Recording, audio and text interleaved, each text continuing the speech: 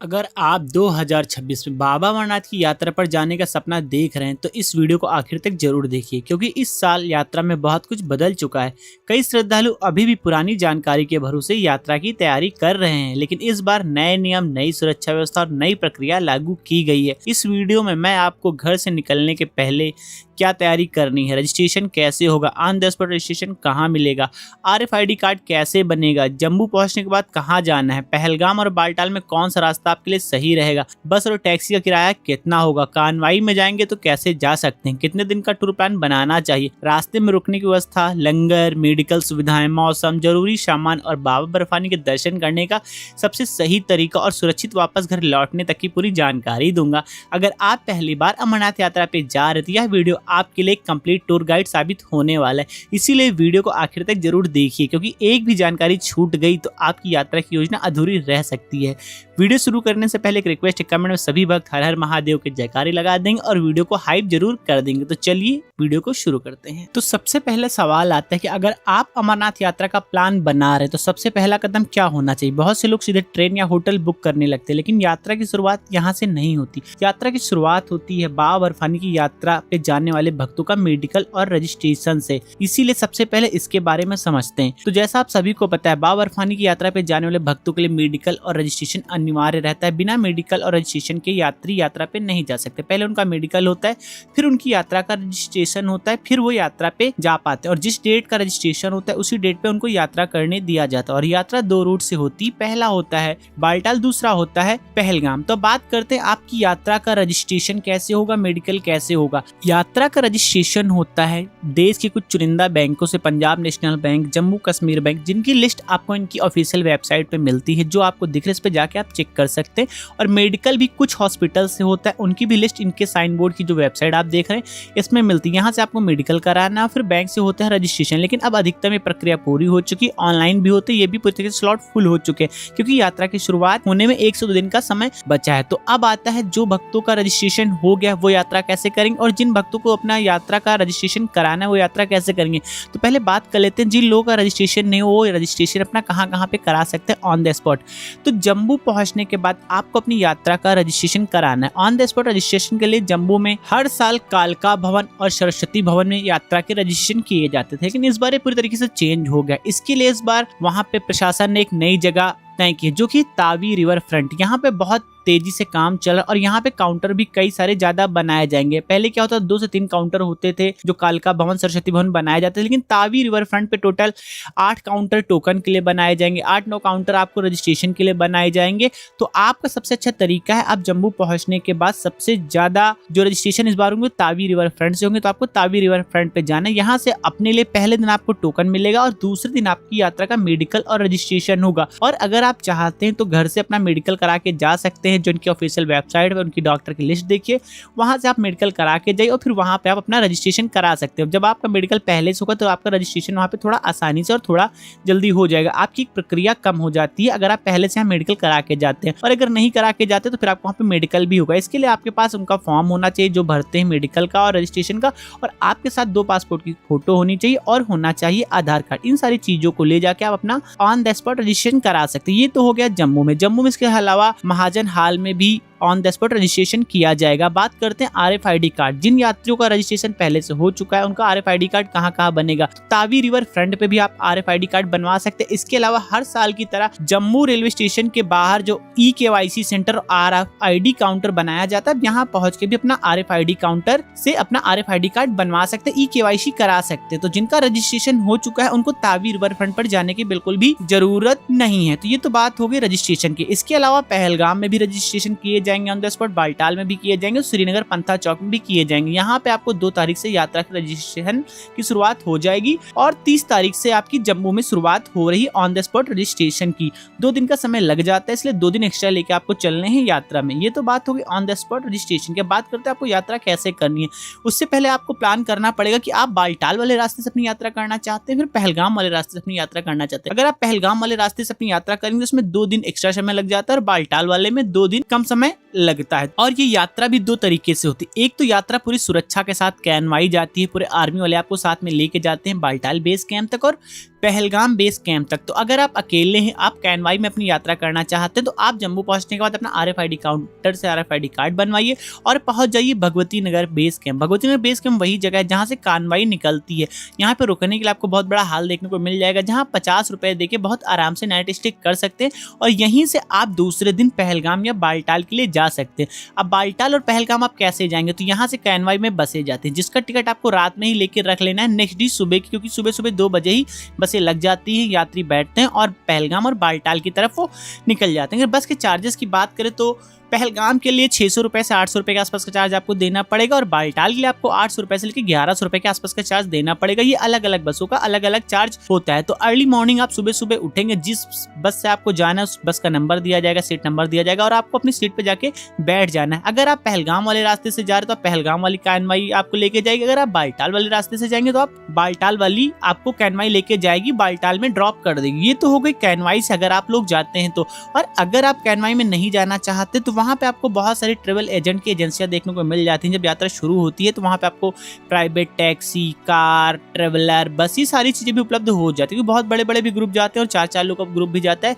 तो हर प्रकार की सुविधाएं यहाँ पे मिल जाती हैं। चार्जेस अलग अलग होते हैं। अगर आप टैक्सी से जाते हैं तो मान लीजिए अगर बालटाल वाले से जाएंगे तो लगभग आपका 18 से 20 हजार रुपए के आसपास का चार्ज करेंगे। पहलगाम वाले से जाएंगे तो भाई 25 से 26 हजार रुपए तक चार्ज कर सकते हैं 7 सीटर के लिए, क्योंकि पहलगाम वाले में आपका ज्यादा समय लग जाता है, क्योंकि पहलगाम लेके जाके छोड़ते और वापसी में आपको बालटाल से वो लोग रिसीव करते हैं। इसके बारे में आगे वीडियो में मैं जानकारी भी दूंगा।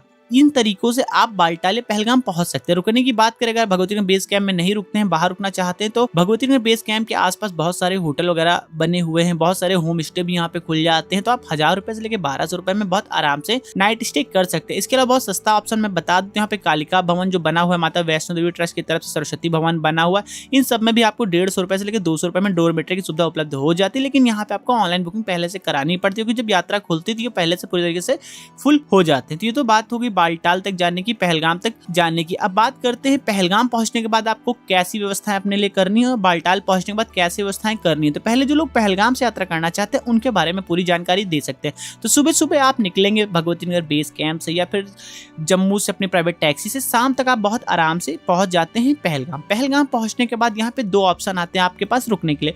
पहला है नुनवान बेस कैंप। यहाँ पे बहुत बड़ा कैंप लगाया जाता है, यहाँ पे टेंट की सुविधा मिलती है। 500-600 रुपए आपको टेंट में प्रति व्यक्ति के हिसाब से रुकने की व्यवस्था हो जाती है और हर टेंट में 10 से 12 लोग यहाँ पे रुकते हैं। यहाँ पे अधिकतम वो लोग रुकते हैं, लेकिन जो कैनवाई से आते हैं आर्मी वाले सिक्योरिटी के साथ लाते हैं, उनको एक साथ पूरा बेस कैंप में छोड़ दिया जाता है और बेस कैंप में यहाँ पे रुका जाता है। और जो लोग प्राइवेट कार करके आते हैं, प्राइवेट ट्रैवल करके आते हैं, वो सीधे पहलगाम मेन मार्केट चले जाते हैं। यहाँ पे बहुत सारे होटल, गेस्ट हाउस वगैरह बने होते हैं, तो यहाँ पे भी आपको 1200 रुपए से लेकर 1500 रुपए में बहुत इजिली रूम मिल जाते हैं। भीड़ बहुत ही तो भाई 2000 रुपए से 2500 रुपए देना पड़ता है, लेकिन एक रूम में 4 लोग रुक जाते हैं, तो ले देखिए वही चीजें पड़ जाती है और सस्ता पड़ जाता है। नुनवान बेस कैंप अगर आप रुकते तो 500-600 रुपए देंगे, लेकिन वहां अगर आप मान लीजिए 4 लोग रुकते हैं, 1200 में मिल गया तो 300 रुपए प्रति व्यक्ति के हिसाब से आपका रूम का चार्ज होने वाला है। तो आप जाके पहलगाम मार्केट में भी रुक सकते हैं। पहलगाम मार्केट में रुके, फिर आप नुनवान बेस कैंप पर रुके, आराम से शाम को पहुंचेंगे, बाहर निकलिए, थोड़ा बहुत एक्सप्लोर करिए पहलगाम, क्योंकि बहुत सुंदर जगह है पहलगाम। और लंगर वगैरह यहाँ पे आपको देखने को मिल जाते हैं। आराम से प्रसाद ग्रहण करिए, खाना खाइए और जाके रात में सो जाइए, क्योंकि सुबह सुबह अर्ली मॉर्निंग आपको जाना है अपनी यात्रा के लिए। जब आप यात्रा के लिए सुबह सुबह निकलेंगे तो आपको 4 बजे ही नुनवान बेस कैंप छोड़ देना। अगर आप रूम पे हैं तो आपको अपना रूम छोड़ देना है, क्योंकि यहाँ से जो आगे का सफर होने वाला वो सफर होता है चंदनवाड़ी के लिए, जिसके लिए आपको यहाँ से टैक्सी की सुविधा मिलती है, जिसमें आपको 150 रुपए से लेकर 200 रुपए का चार्ज देना पड़ता है प्रति व्यक्ति के हिसाब से। और यहाँ पे लंबी लाइन लग जाती है, कई बार घंटों इंतजार करना पड़ता है आपको टैक्सी के लिए ही। तो आप यहाँ से जाएंगे और पहुंच जाएंगे चंदनवाड़ी। आधे घंटे का सफर का समय होता है, आराम से आप चंदनवाड़ी पहुंचे। चंदनवाड़ी में आपको एक चेक पोस्ट दिखती है। चेक पोस्ट वही जगह है जहाँ पे आपका RFID कार्ड चेक होता है, जो आपने बनवाया था, जो आपने रजिस्ट्रेशन किया था, वहाँ पे RFID कार्ड आपको स्कैन करना है। स्कैन करने के बाद आप चंदनवाड़ी गेट क्रॉस करते हैं। चंदनवाड़ी गेट जैसे आप क्रॉस करेंगे, यहाँ पे आपको 3, 4, 5, 6 लंगर देखने को मिलते हैं। फिर आप यहाँ पे सुबह सुबह खाली पेट निकलते हो तो यहाँ पे आराम से चाय पीजिए, कॉफी कीजिए, हर प्रकार का नाश्ता आपको यहाँ पे देखने को मिलेगा, जो आपको कहीं भी देखने को नहीं मिलता है। आप आराम से नाश्ता करिए। नाश्ता करने के बाद यहाँ से अगर आप पैदल यात्रा करना चाहते हो तो आप पैदल यात्रा करिए, और अगर आप यहाँ से घोड़े खच्चर पालकी करना चाहते हो तो आप यहाँ घोड़े खच्चर पालकी भी कर सकते हैं। चार्जेस की बात करें तो पहलगाम से जब आप यात्रा करते हैं तो घोड़े खच्चर आपको अलग अलग रूट के लिए मिलते हैं। पहले चंदनवाड़ी से अगर आप चाहें तो पिसोटॉप के लिए भी कर सकते हैं, शेषनाग के लिए भी कर सकते हैं, पोसपत्री के लिए भी कर सकते हैं, पंचतरणी के लिए भी कर सकते हैं। सबके चार्जेस अलग अलग यहाँ पे होते हैं। लेकिन अगर आप पूरी यात्रा घोड़े खच्चर से करना चाहते हो तो फिर आप पहले से डिसाइड कर लिए और वन टाइम में पवित्र गुफा तक के लिए ही आपको घोड़ा खच्चर कर लेना, जिसके लिए आपको 6,000 रुपये के आसपास का चार्ज देना पड़ेगा। अगर आप फुटकर में करके जाते हैं भाई तो आपका ये चार्ज थोड़ा सा महंगा हो जाता है, आपका 7,000 रुपये के आसपास का चार्ज लग जाता है। और अगर आप पैदल चल सकते हैं तो मैं आपको एक चीज बता दूं, आपको फिर घोड़ा करने की जो जरूरत पड़ेगी वो पड़ेगी आपको शेषनाग से MG टॉप के लिए। और यहाँ पे 600-650 रुपये जो गवर्नमेंट का रेट होता है, लेकिन 500 रुपये में आपको घोड़े खच्चर की सुविधा उपलब्ध हो जाती है। और अगर भीड़ बहुत ज्यादा है, बरसात वगैरह हो गई, तो चार्जेस फिर गवर्नमेंट वाले वहाँ पे घोड़े खच्चर वाले नहीं मानते, फिर वो अनाप शनाप रेट से आपको वसूलने की कोशिश करते हैं। इसके लिए सबसे अच्छा तरीका है वहाँ पे प्रीपेड काउंटर बने होते हैं। प्रीपेड काउंटर से आपको अपने लिए घोड़े खच्चर की व्यवस्था करनी है ताकि आपको जो रेट है वो फिक्स रेट पे आपको व्यवस्थाएं मिल जाए। तो इस तरीके से अगर आप घोड़े खच्चर से करना चाहते हो, घोड़े खच्चर से अपनी यात्रा कर सकते हैं। और जो लोग पहले दिन पैदल यात्रा करते हैं वो पहले दिन पैदल यात्रा करके वो सबसे पहले पहुंचते हैं शेषनाग। अगर शेषनाग आप 2 बजे के पहले या 3 बजे के पहले पहुंच जाते तो आपको आगे जाने दिया जाएगा, नहीं तो आपको शेषनाग में नाइट स्टे करना पड़ेगा। यहाँ पे रुकने के लिए आपको पूरा बेस कैंप देखने को मिल जाता है। यहाँ पे आपको खाने पीने के लिए लंगर देखने को मिल जाते हैं, टेंट की सुविधाएं मिल जाती हैं, वॉशरूम की सुविधाएं मिल जाती हैं। अगर आप यहाँ रुकते हैं तो आपको 500-600 रुपये का चार्ज देना पड़ेगा। बहुत आराम से आप यहाँ पे नाइट स्टे कर लेंगे और दूसरे दिन फिर आपकी यात्रा शुरू होगी शेषनाग से पवित्र गुफा तक के लिए। और अगर आप पहले दिन पोसपत्री पहुंच गए हैं तो पोसपत्री में आपका एक फायदा हो जाता है, आप फ्री में रुक सकते हैं। तो आपका जो एक नाइट का स्टे वो 600-700 रुपये आपका बच जाता है। फिर आप दूसरे दिन भी पोसपत्री से जाएंगे पवित्र गुफा के लिए। और अगर आप पहले दिन पंचतरणी पहुंच जाते हैं तो पंचतरणी में भी आपकी रुकने की व्यवस्थाएं हो जाती है। यहाँ पे आपको 700 रुपए से 800 रुपए के आसपास का चार्ज देना पड़ेगा। और दूसरे दिन आप जाएंगे पवित्र गुफा दर्शन करने के। कुल मिला के पहलगाम से अधिकतम यात्री 2 दिन में पवित्र गुफा पहुंच के दर्शन कर लेते हैं। घोड़े खच्चर वाले भी 2 दिन ही ले लेते, बहुत कम चांसेस होते हैं कि एक दिन में आपको दर्शन करा पाए। और आपको एक दिन में दर्शन करने भी नहीं चाहिए, आप परेशान हो जाएंगे 32-33 किलोमीटर घोड़े खच्चर पे बैठे बैठे। इसलिए एक नाइट का स्टे आपको रास्ते में करना ही।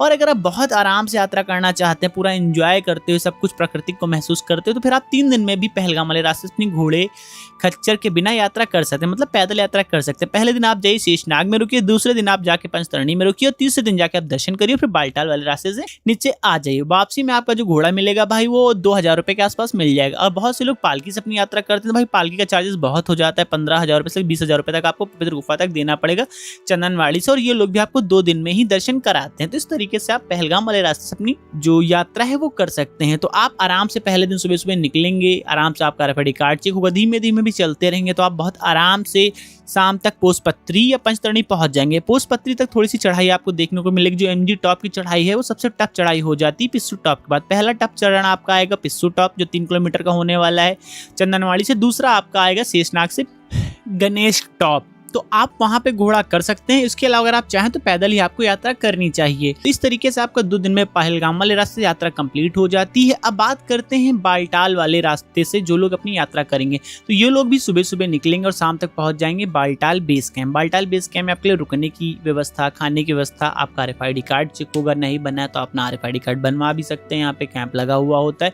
तो यहाँ पे आप जाइए। यहाँ पे आपको 500-600 रुपये का जो गवर्नमेंट का रेट होता है ना टेंट का, उससे सस्ते टेंट मिल जाते हैं। सबसे सस्ता टेंट आपको बालटाल में ही देखने को मिलेगा। अगर आप थोड़ा अच्छे से सर्च कर लेंगे, 10 लोग हैं तो आराम से आपका 1700 से 1800 में, 2000 रुपये में, 2200 में पूरा टेंट अवेलेबल हो जाता है। मतलब एक व्यक्ति का आपका 200 रुपये से 250 रुपये ही चार्ज पड़ने वाला है। गवर्नमेंट के रेट से आधे रेट तक यहाँ पे आपको टेंट की सुविधा उपलब्ध हो जाती है। इसका कारण यहाँ पे बहुत ज्यादा जगह है, बहुत अच्छे अच्छे टेंट यहाँ पे लगते हैं तो आपको आसानी होगी। यहाँ पे कम बजट में आप रुकने की व्यवस्था कर सकते हैं। तो आराम से आप पहले दिन बालटाल पहुंचेंगे। बालटाल से आपको दूसरे दिन ही जाना है पवित्र गुफा दर्शन करने के लिए और वापस भी उसी दिन आना है, क्योंकि पवित्र गुफा के आसपास आपको रुकने नहीं दिया जाता। करीब 3 सालों से नियम लागू है। पहले क्या होता था, वहां पे रुकने के लिए व्यवस्थाएं थी तो एक रात्रि वहां पे जाके भी भक्त रुकते थे, दूसरे दिन वापस आते थे बालटाल वाले रास्ते से। अगर पहलगाम वाले रास्ते से जाते थे दूसरे दिन दर्शन करने के बाद तीसरे दिन वापस आ जाते। लेकिन अब ऐसा बिल्कुल भी नहीं है। तो अगर आप सुबह सुबह 9 बजे से पहले पहले नहीं उठते हैं, नहीं जाते, तो फिर आपको बालटाल से आगे जाने ही नहीं दिया जाएगा। इसलिए सुबह सुबह आप 3 बजे उठ जाइए, जाके लाइन लगिए। लाइन लगने में आपको करीब 2 से ढाई घंटे का समय लग जाता है और यहाँ से आप लाइन लगते हुए पहुंच जाते हैं डोमल गेट। डोमल गेट वो स्थान है जो बालटाल बेस कैंप से लगभग 2 किलोमीटर के दूरी पे पड़ता है। यहाँ जाएंगे, आपका RFID कार्ड चेक होगा। RFID कार्ड चेक होने के बाद यहीं से आपके लिए घोड़े खच्चर की सुविधा भी उपलब्ध हो जाती है और यहीं से आपकी पैदल यात्रा की शुरुआत हो जाती है। अगर आप घोड़े खच्चर से यहाँ पे जाएंगे तो इसके लिए आपको 3,000 रुपये के आसपास का चार्ज देना पड़ेगा, जो गवर्नमेंट की तरफ से फिक्स किया जाता है। यहाँ पे भी आपको प्रीपेड काउंटर देखने को मिल जाएगा, लेकिन यहाँ पे भी दिक्कत आती है, अगर बरसात हुई, भीड़ बहुत हुई तो यहाँ पे भी आपको चार्जेस ज्यादा देने पड़ सकते हैं। मैं एक सिर्फ जानकारी दे रहा हूँ, कई बार ऐसा होता है, मैं हर साल यात्रा करता हूँ तो वहाँ पे लूट ये देखने को मिलती है। तो इनसे बचने के लिए आप आर्मी वालों का सहारा सहारा ले सकते हैं, उनसे बोल सकते हैं रिटर्न ऑप्शन आप लिए जा रहे हैं। सबसे अच्छा आप प्रीपेड काउंटर से अपने लिए घोड़े खच्चर की सुविधा उपलब्ध करा लें, वो ज़्यादा बेटर रहता है। तो आप आराम से बालटाल वाले रास्ते से भी जाएंगे, अगर आप घोड़े खच्चर से जाएंगे तो 4 घंटे में आप आराम से बालटाल वाले रास्ते से पहुंच जाते हैं पवित्र गुफा। पैदल जाएंगे तब भी आप 6 घंटे में पहुंच जाएंगे पवित्र गुफा। अब पवित्र गुफा पहुंचने के बाद आपको दर्शन कैसे करने, आप चाहे बालटाल वाले रूट से पहुंचे चाहे आप पहलगाम वाले रूट से पहुंचे, वहां पहुंचने के बाद आपको छोटा सा बेस कैंप देखने को मिलता है। यहाँ पे भी आपको बहुत सारे लंगर वगैरह देखने को मिलते हैं। तो वहां पहुंचने के बाद सबसे पहले आपको स्नान करना है। स्नान करने के लिए 2 ऑप्शन है। पहला, आप बहते हुए पानी में स्नान कर सकते हैं जो कि बहुत ही ठंडा होता है। अगर आपका शरीर झेल सकता है इतना ठंडा पानी तो आप स्नान करिए उस ठंडे पानी से, बहते हुए नदी के पानी से। नहीं तो यहाँ पे आपको गर्म जल मिल जाता है, 100 रुपये प्रति बाल्टी के हिसाब से आपको मिलेगा। तो आप 100 रुपये का पानी खरीद लीजिए, आराम से नहाइए। नहाने के बाद आपके साथ एक्स्ट्रा सामान होता है, मोबाइल फ़ोन होता है, तो आपको अपना एक्स्ट्रा सामान रख देना है स्टार्टिंग में ही और फ़ोन लेके चले जाना है पवित्र गुफा के पहले तक, ताकि आप रास्ते की विजुअल वगैरह बना सके, फोटो वगैरह खींच सके। क्योंकि बहुत से लोग गलती करते हैं, पहले ही अपना फ़ोन और जो सामान है यहीं पे रख देते हैं स्टार्टिंग में। ऐसा आपको नहीं करना, आप अपना सामान स्टार्टिंग में रखिए, फ़ोन लेके जाइए, फ़ोन रखिए। पवित्र गुफा के पास में ही आपको लॉकर रूम देखने को मिल जाते हैं, तो वहाँ पे अपना फ़ोन सबमिट करिए। फ़ोन सबमिट करने के बाद आपको जाना है पवित्र गुफा में दर्शन करने के लिए। भीड़ बहुत ज़्यादा है, तब भी आपको 2.5-3 घंटे लगे। भीड़ कम है तो आपको 1 से 1.5 घंटे में बहुत आराम से दर्शन हो जाते हैं। वहाँ पहुँचने के बाद आपको सबसे आखिर को जो सीढ़ियाँ चढ़नी पड़ती है ना भाई, वो सबसे ज़्यादा टफ हो जाती है, क्योंकि आप बहुत ज़्यादा थक चुके होते हैं। लेकिन प्रभु का नाम लेते हुए हर हर महादेव के जयकारे लगाते हो आपको सीढ़ी चढ़ते जाना है। और सीढ़ी चढ़ने के बाद एक पॉइंट आ जाता है जहाँ से 2 लाइनें हो जाती है। वहाँ पे 2 लाइनें जब हो जाती है तो मैं हर वीडियो में बता रहा हूँ, आपको दाहिने तरफ वाले लाइन में लगना है। दाहिनी तरफ वाली लाइन में आप लगेंगे तो आपका बेनिफिट ये होगा कि आप आगे वाली लाइन में पहुंच जाएंगे और आप थोड़ा पास से बाबा बर्फानी के दर्शन कर लेंगे। तो आप आराम से जाइए, बाबा बर्फानी के दर्शन करिए। दर्शन करने के बाद आराम से वापस आ जाइए। वापस आने के बाद अगर आप अपने लिए प्रसाद वगैरह खरीदना चाहते हो आप प्रसाद वगैरह खरीद लें। इसके अलावा वहाँ पे आपको बहुत अच्छे अच्छे नेचर व्यू देखने को मिलते हैं। कई बार वहाँ पे भालू देखने को मिल जाते हैं। तो वापस आइए, अपना आराम से फ़ोन वगैरह निकालिए, फोटो शूट थोड़ा बहुत कर सकते हैं, अपने लिए अपनी यादें समेट सकते हैं। और उसके बाद अपना लंगर, अगर भूख लगी है तो पवित्र गुफा के गेट तक आपको जो जीने हैं वहाँ तक आपको लंगर देखने को मिलता है। तो वहाँ पे अपने लिए प्रसाद ग्रहण करिए। प्रसाद ग्रहण करने के बाद आप आएंगे वापस, अपना जो सारा सामान आपने सबमिट किया सामान लेंगे। सामान लेने के बाद आपको उसी दिन वापस आ जाना है बालटाल। अगर आप पहलगाम वाले रास्ते से गए हैं तो आपको तब भी बालटाल वापस आना है। अगर आप बालटाल वाले रास्ते से तब भी आपको वापस बालटाल ही आना है। ये डिपेंड करता है आपने कितने दिन की यात्रा की। अधिकतम 2 दिन में यात्रा होती है पहलगाम वाले से, बालटाल वाले से 1 दिन में। और अगर आपने 3 दिन की यात्रा की तब भी आप बालटाल वापस आएंगे। बालटाल वापस आने के बाद आराम से आप अगर बालटाल वाले रास्ते से गए हैं तो रात के 11 बज जाते हैं वापस आते आते। बहुत लोग 10 बजे तक आ जाते। और अगर पहलगाम वाले रास्ते से गए हैं सुबह सुबह 5:30 से निकले तो फिर आप 5-6 बजे तक भी दर्शन करके वापस बालटाल आ जाएंगे। बालटाल आने के बाद आपको फिर वही प्रोसेस अपनाना है। आपको अपने लिए रुकने की, टेंट की व्यवस्था देखनी है। अगर आप बालटाल वाले रूट से गए थे तो टेंट पहले से अपना बुक रहता है, सामान छोड़ के जाते हैं। और अगर आप पहलगाम वाले रास्ते से हैं तो फिर बालटाल पहुंचने के बाद आपको अपने लिए रुकने की व्यवस्था करनी पड़ेगी। यहाँ पे एक सवाल आता है, एक्स्ट्रा सामान जो लोग पहलगाम वाले रास्ते से जाते हैं वो कैसे लेके जाएंगे? तो अगर आप अपनी प्राइवेट कार करके गए, आपने अपनी खुद की बस की, आपने अपनी कार की है, तो आपका जितना भी एक्स्ट्रा सामान है वो आपको अपनी बस, अपने कार में ही ड्रॉप कर देना। और वापसी में जो आपकी बस है, आपकी कार है, वो आपको बालटाल से ही रिसीव करती है। ये वहाँ का एक पूरी तरीके से शेड्यूल होता है कि पहलगाम में छोड़ते हैं और बालटाल में वापस ले लेते हैं। तो ये सारा सामान एक्स्ट्रा आपको बालटाल में ही रख देना है। लेकिन जो लोग कानवाई में जाएंगे उनके साथ क्या ऑप्शन है?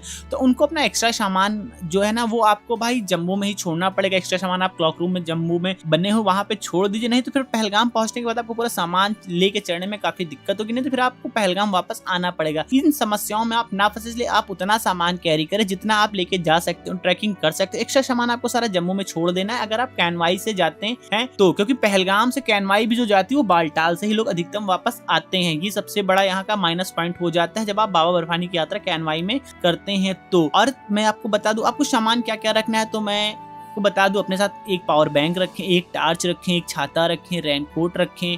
इसके अलावा थोड़ी सी मेडिसिन, अगर आपको किसी प्रकार की दिक्कत है तो मेडिसिन आपको रख लेना है। ग्लव्स रखना है, वूलन शूज़ होने चाहिए, सॉक्स होने चाहिए। ये सारी चीज़ें जो हैं पानी से बचने के लिए, बरसात से बचने के लिए, ठंड से बचने के लिए मौजूदा जितनी भी चीज़ें आपको रखनी। कभी भी वहाँ पे वेदर ख़राब होता है तो आपको सभी चीज़ों की जरूरत पड़ जाती है। कभी कभी आप सारा सामान लेके जाते हैं और मौसम नहीं ख़राब होता है, बहुत ज़्यादा धूप देखने को मिलती है तो आपका कोई सामान यूज़ भी नहीं आता। कई बार ऐसा भी होता है सामान लाद के लेके जाओ और यूज़ नहीं आता। लोग बाद में कहते हैं कि इतना सारा सामान ले गए, सब लोग बताते हैं लेकिन यूज़ नहीं। लेकिन ऐसा नहीं होता, वहाँ कभी भी बरसात हो जाती।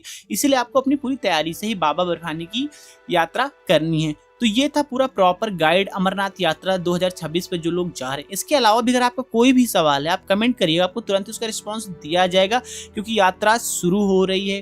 हर एक छोटा छोटा सवाल का जो जवाब है मैं अपने वीडियो के माध्यम से दे रहा हूँ, सारी जानकारी दे रहा हूँ। बस आपसे एक ही मदद चाहिए कि वीडियो को ज़्यादा से ज़्यादा हाइप कर दीजिएगा, लाइक कर दीजिएगा, ज़्यादा से ज़्यादा लोगों में शेयर कर दीजिएगा। और अगर अभी तक आपने चैनल सब्सक्राइब नहीं किया तो चैनल जरूर सब्सक्राइब कर दीजिएगा। हर हर महादेव।